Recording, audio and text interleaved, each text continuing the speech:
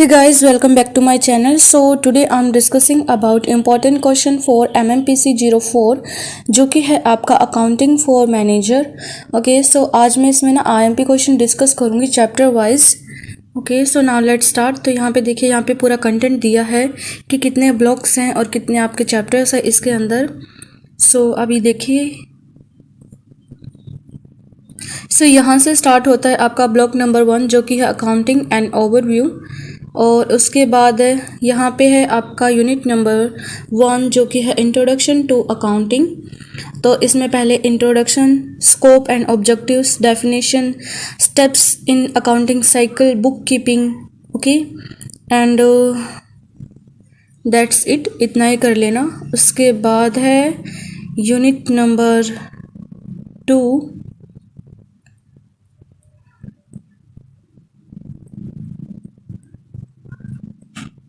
जो कि है आपकी preparation of books of account, जिसमें कि है इंट्रोडक्शन और classification of accounts, dual aspect concept और accounting equation approach, journal, ledger. Journal से क्वेश्चन आता है, इसको स्टार कर लेना.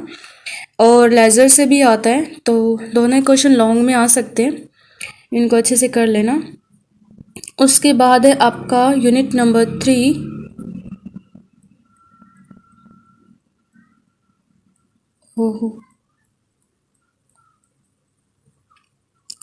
तो यहाँ पे है आपका यूनिट नंबर 3 जो कि है फाइनेंशियल स्टेटमेंट. तो introduction to financial statement, objectives और revenue and expenses, profit and loss और preparing are trading and profit and loss account, balance sheet. और बैलेंस शीट में ये पूरा आपको पढ़ना है जो जो इसके अंदर आता है. ओके, सो बैलेंस शीट का भी क्वेश्चन आता है, बैलेंस शीट का लॉन्ग क्वेश्चन आता है, तो ये भी आपको पढ़ लेना है अच्छे से. और बैलेंस शीट का परफॉर्मा भी आता है बनाने के लिए एग्ज़ाम में, तो देख लेना आपको. और इसमें ना सब कुछ दिया है अकाउंटिंग का. तो अकाउंटिंग की जो बेसिक होता है ना, जहाँ से अकाउंटिंग स्टार्ट होता है, तो ये सब कुछ दिया है इसमें ब्लॉक नंबर 1 में. अगर आप 11th-12th का पढ़ा हुआ थोड़ा भूल गए हो ना, तो यहाँ से पढ़ सकते हो आप. तो ये है आपका यूनिट नंबर 4 जो कि है preparation of final accounts of a company. तो इसमें है introduction and schedule 3 of the companies act 2013. और इसमें है profit and loss statement part 2 of schedule 3 और balance sheet part 1 of schedule 3. ठीक है, तो बैलेंस शीट का क्वेश्चन आएगा, उसका आएगा आपका परफॉर्मा बनाने के लिए. देन आपका आएगा कैश फ्लो स्टेटमेंट. ठीक है, cash flow statement, this topic is very important. इसका सेपरेट चैप्टर भी है जो कि अभी हम आगे डिस्कस करेंगे, तो इनको आप अच्छे से कर लेना. उसके बाद है आपका नेक्स्ट चैप्टर जो कि है कैश फ्लो स्टेटमेंट. तो यहाँ पे आपका इंट्रोडक्शन, इम्पोर्टेंस एंड ऑब्जेक्टिव्स, फिर कैश एंड कैश इक्विवेलेंट्स, फिर types of activities of cash and cash flow classification, फिर preparation of cash flow statement and illustration. ठीक है, तो इसमें पहले आपको कैश फ्लो का स्टेटमेंट देखना है, फिर देन उसका परफॉर्मा देखना है. उसके अंदर जो आती है financial operating and investing activities, उनको देखना है. उन एक्टिविटीज़ के अंदर क्या क्या आता है वो आपको देखना है. अगर कैश फ्लो स्टेटमेंट का परफॉर्मा भी कर लोगे ना, तो आपको आइडिया लग जाएगा कि उन तीनों के अंदर क्या क्या आता है. इनके 3 पार्ट्स होते हैं, ऑपरेटिंग, फाइनेंशियल एंड इन्वेस्टिंग. तो this chapter is very important for exams. इसको अच्छे से कर लेना. एंड जो ब्लॉक नंबर 1 है इसको भी अच्छे से कर लेना, क्योंकि जो ब्लॉक नंबर 1 है ना, ये 11th और 12th में जो भी अकाउंट्स होता है ना, या फिर जो ग्रेजुएशन में जो स्टार्टिंग के चैप्टर्स होते हैं वो सब दिया है इसमें. बेसिक पॉइंट्स इसमें सारे अगर आप अच्छे से करोगे ना, क्योंकि और इसको ना करने में आपको मुश्किल नहीं है, क्योंकि आपने पहले सब कुछ पढ़ा है, बस रिवाइज करना है आपको. ओके, और कॉमर्स के स्टूडेंट्स को तो ये सब पहले से पता होता है, तो इतना कुछ मुश्किल नहीं है इसमें. और जो ट्रेडिंग एंड प्रॉफिट वाला जो चैप्टर था ना, सेकंड चैप्टर, उसमें से एक न्यूमेरिकल क्वेश्चन पक्का से आता है और हर साल आया है. इस बार भी आया था, न्यूमेरिकल क्वेश्चन आता है. बाकी पूरे ब्लॉक नंबर 1 में से कोई भी न्यूमेरिकल क्वेश्चन नहीं आता, थ्योरी आती है. बस जो सेकंड चैप्टर है उसमें से एक न्यूमेरिकल क्वेश्चन आता है, और जो कि कंपलसरी है वो आता है. तो यहाँ से स्टार्ट होता है आपका ब्लॉक नंबर सेकंड जो कि है कॉस्ट अकाउंटिंग। वैसे तो अकाउंटिंग और कॉस्ट अकाउंटिंग दोनों ही अलग सब्जेक्ट होते हैं, बट इस सब्जेक्ट में दोनों को मर्ज किया है। तो इस जो सब्जेक्ट है इसमें आप अकाउंटिंग के बारे में भी पढ़ोगे और कॉस्ट अकाउंटिंग के बारे में भी पढ़ोगे। लेकिन जिसने ग्रेजुएशन में कॉस्ट अकाउंटिंग पढ़ा है तो वो ये क्वेश्चन अच्छे से पढ़ पाएगा और उसको अच्छे से समझ पाएगा। ठीक है, तो अभी मैं देखती हूँ। ये है आपका यूनिट नंबर 6 जो कि है अंडरस्टैंडिंग एंड क्लासिफिकेशन कॉस्ट। तो इसमें पहले इंट्रोडक्शन, फिर cost accounting, cost, elements of cost and components of total cost, okay, and classification of cost. ये सब आपको इसमें पढ़ना है। एंड इसमें से क्वेश्चन आता है जैसे कि इसमें से क्वेश्चन आता है एलिमेंट्स ऑफ कॉस्ट को आपको डिस्कस करना है। और ये वाला क्वेश्चन इसमें से आता है जैसे कि कॉस्ट के 3 पार्ट्स होते हैं, मटेरियल, लेबर एंड एक्सपेंसेस। फिर फर्दर उसके सेकंड पार्ट 2 पार्ट्स होते हैं जैसे कि डायरेक्ट और इनडायरेक्ट। तो ये सब आपको देख लेना है।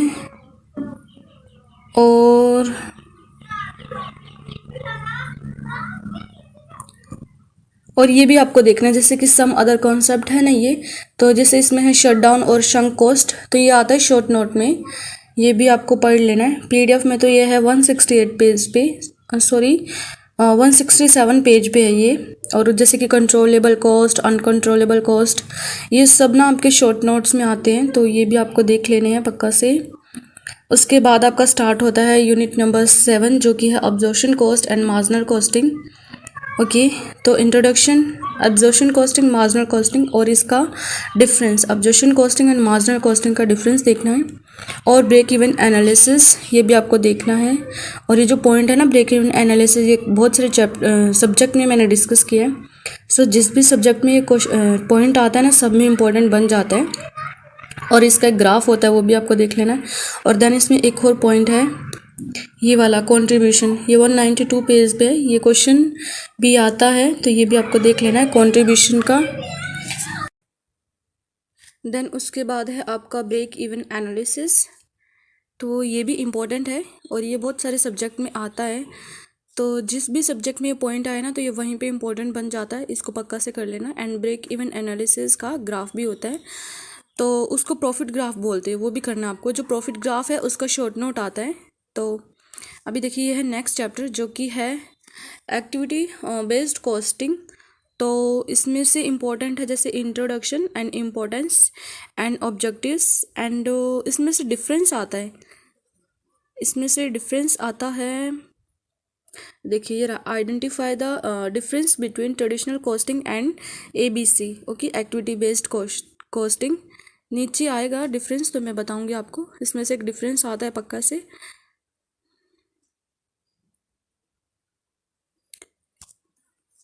दैट्स इट, ये वाला डिफरेंस जो है activity based costing and traditional costing, ये डिफरेंस एग्जाम में आता है, तो ये आपको कर लेना है।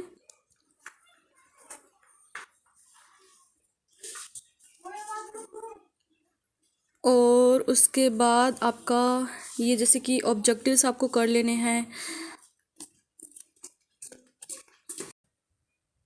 देन उसके बाद है आपका ब्रेक इवन एनालिसिस जो कि मैं पहले ही बता चुकी कि बहुत इम्पोर्टेंट है, तो आपको ये कर लेना है। ओके, तो और ब्रेक इवन एनालिसिस में ना एक प्रॉफिट ग्राफ भी आता है, वो भी आपको कर लेना है। और जो प्रॉफिट ग्राफ आता है ना ये शॉर्ट नोट में आता है, तो इसको पक्का से कर लेना। देन उसके बाद है आपका नेक्स्ट चैप्टर जो कि है यूनिट नंबर 8 जो कि है एक्टिविटी बेस्ड कॉस्टिंग। और इसमें से आपका जैसे कि आपको देख लेना है इंट्रोडक्शन, इम्पोर्टेंस एंड ऑब्जेक्टिव्स, और इसका डिफरेंस देखना है आपको जैसे कि identify the difference between traditional costing and ABC। Okay, ये डिफरेंस आपको देख लेना है। ओके, देख लेना, आपको फीचर्स करने हैं और ये वाला डिफरेंस आपको करना है। देन उसके बाद आपको इम्पोर्टेंस, ऑब्जेक्टिव्स, तो ये इसमें से इम्पोर्टेंट है, ज़्यादा कुछ खास नहीं है इस चैप्टर में। और न्यूमेरिकल क्वेश्चन नहीं आता।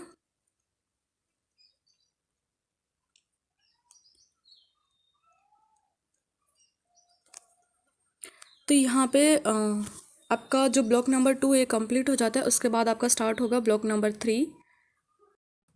सो ये है आपका ब्लॉक नंबर 3 जो कि है application of cost accounting. Then उसमें से अभी मैं ये है आपका यूनिट नंबर 9 जो कि है आपका कॉस्ट वॉल्यूम प्रॉफिट एनालिसिस। इसमें से आपका इंपॉर्टेंट क्वेश्चन बनता है जैसे कि what is cost volume profit analysis, and इसके अंदर भी आता है आपका ब्रेक इवन एनालिसिस, इसके अंदर भी आता है। और ये मैंने बताया था प्रॉफिट ग्राफ, तो ये आपको कर लेना है, इसमें से ये इंपॉर्टेंट है। एंड जो cost volume profit analysis, this topic is very important for your exams. ये हर साल आया और इस बार भी जो दिसंबर टर्म एग्जामिनेशन हुए थे उसमें भी आया था, तो ये टॉपिक आपको अच्छे से कर लेना है। देन उसके बाद आपका देखिए ये है जैसे कि CVP एनालिसिस, ये आपको करना है। देन उसके बाद आपको देखना है, उसके बाद ये देखिए है प्रॉफिट ग्राफ जो कि आपको करना है। ये प्रॉफिट ग्राफ आपको बनाना है एग्ज़ाम में, ओके। बस इसमें से थ्योरी आता है, CVP एनालिसिस का एक क्वेश्चन आएगा वो आपको करना है, बाकी इस चैप्टर में से कुछ नहीं आता। और देन उसके बाद आपका स्टार्ट होता है यूनिट नंबर 10 जो कि है budgeting and budgeting control. And this chapter is very important for your exams. And जिसमें से इम्पॉर्टेंट है introduction and what is budget and budgetary control and classification of budget. Classification of budget is very important and control ratio जो कि आपका आता है short note में। And performance budgeting and zero based budgeting, ये question आपका आता है लॉन्ग में, जैसे कि आता है what is performance budgeting and zero based budgeting. ये क्वेश्चन आपका लॉन्ग में आता है, इस साल नहीं आया था बट प्रीवियस ईयर में क्वेश्चन बहुत बार रिपीट हुआ है, तो मे बी इस ईयर आपका आ जाए। तो ये था इसमें से इम्पोर्टेंट्स। एंड इसमें से आपको बजट पढ़ना है जो कि आपने पहले भी पढ़ा है, तो बताने की जरूरत नहीं है बजट क्या होता है। तो उसके बाद आपको ये जो है आपका क्लासिफिकेशन ऑफ बजट, इसमें से आपको करना है। इसमें से कभी कभी सिंगल एक बजट के बारे में भी पूछ लिया जाता है जो कि शॉर्ट नोट में आता है, और पूरा क्लासिफिकेशन ऑफ बजट ये भी आपको लॉन्ग क्वेश्चन मिल सकता है, तो ये आपको कर लेना है। देन उसके बाद आपका स्टार्ट होता है नेक्स्ट चैप्टर। तो हेयर इज़ ये आपका नेक्स्ट चैप्टर जो कि है वेरिएंस एनालिसिस, तो ये आपको कर लेना है। उसके बाद आपको इसमें देखना है introduction, meaning and cost variance, direct material और direct labour, overhead variables, okay. इसमें से आपको बस इतना ही करना है। देन उसके बाद है आपका, इसमें से आपको ये वाला देखना है जैसे कि डायरेक्ट मटेरियल वेरिएंस, ये सब आपको देखना है।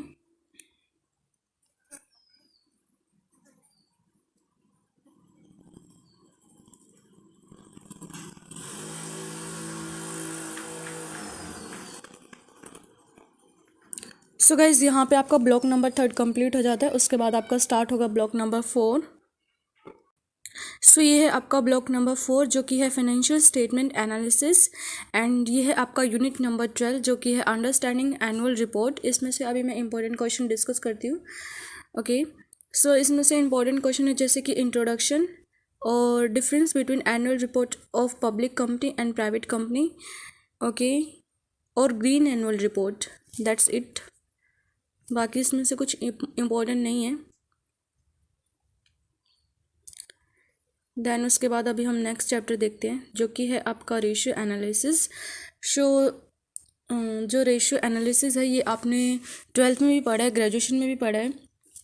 So this chapter is very important for your exams.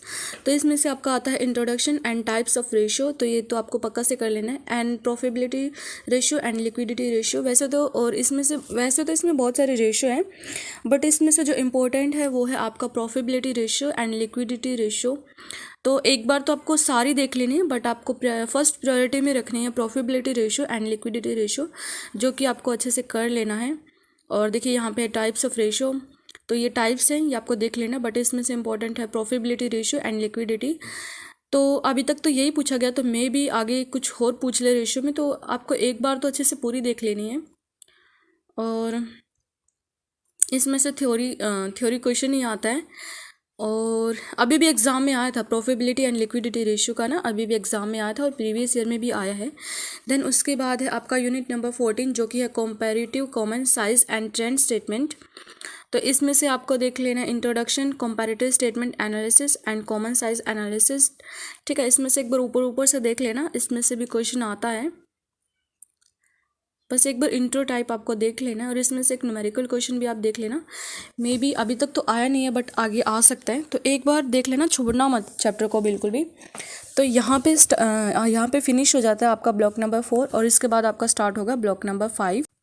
सो यहाँ से स्टार्ट होता है आपका ब्लॉक नंबर 5 जो कि है इमर्जिंग इशू इन अकाउंटिंग।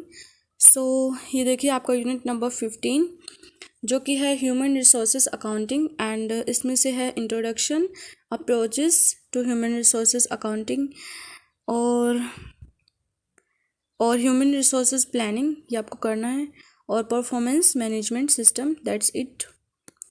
बाकी इसमें से इतना कुछ इंपॉर्टेंट नहीं है, बट ह्यूमन रिसोर्सेज अकाउंटेबिलिटी का एक क्वेश्चन अभी एग्ज़ाम में आया था, तो ये थ्योरी चैप्टर है, तो कि आपको कर लेना एक बार। ओके तो यहाँ पे है आपका यूनिट नंबर 16 जो कि है फोरेंसिक अकाउंटिंग। इसमें से एक ट्रायंगल वाला क्वेश्चन आपका आता है। जैसे कि पहले आपको इंट्रोडक्शन देख लेना है and overview of fraud and fraud triangle, बस फ्रॉड ट्रायंगल तक आपका क्वेश्चन आता है, बाकी इसमें से इतना कुछ इंपॉर्टेंट नहीं है। तो ये देखिए ये है आपका फ्रॉड ट्रायंगल वाला क्वेश्चन जो आपको करना है।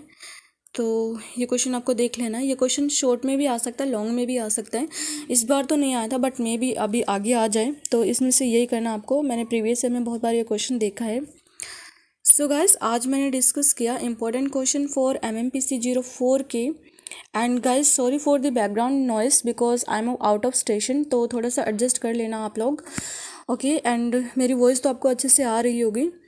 और अभी मैंने डिस्कस किया इंपॉर्टेंट क्वेश्चन फॉर MMPC 04 के, और मैंने चैप्टर वाइज डिस्कस किया है। अगर आप चैप्टर वाइज क्वेश्चन का करते हो तो आपका एक भी पॉइंट मिस नहीं होगा और अच्छे से ग्रेड्स भी आ जाएंगे आपके। ओके अगर मैं आपको ऐसे क्वेश्चन देती है फिर आप उनके आंसर ढूंढते तो रेदर देन आप ऐसे कर सकते हो, आपको काफ़ी टाइम कंज्यूमिंग होगा ये।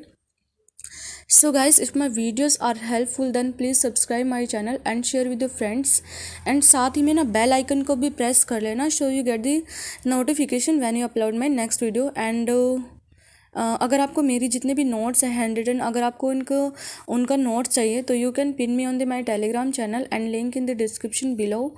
एंड सो गाइज़ अगर मेरी वीडियो अच्छी लगी हो तो लाइक कीजिएगा, अपने फ्रेंड्स के साथ शेयर कीजिएगा, बिकॉज जैसे कि मैं अपनी हर वीडियो में बोलती हूँ कि जो ज्ञान होता है ना वो बांटने से बढ़ता है। अगर आप बांटोगे ना तो आपका भी ज्ञान बढ़ेगा ही। सो लाइक करना, शेयर करना, एंड कुछ भी डाउट हो ना तो कमेंट सेक्शन में लिखना बिल्कुल मत भूलना। मिलते हैं मेरी नेक्स्ट वीडियो में। Till then take care, bye bye.